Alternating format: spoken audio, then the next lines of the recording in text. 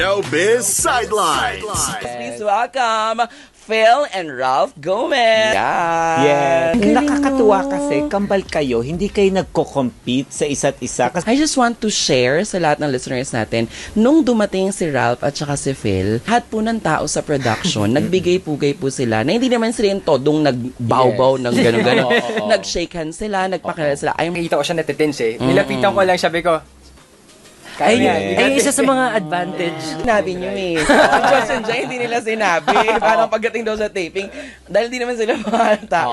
opportunity. Pasensya na po. Tama.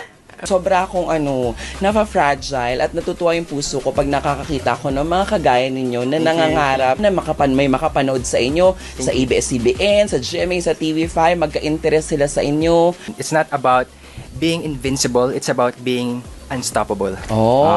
I think we have a winner. Ako po, thank you. Nasabi na po ni Gambal. Yeah.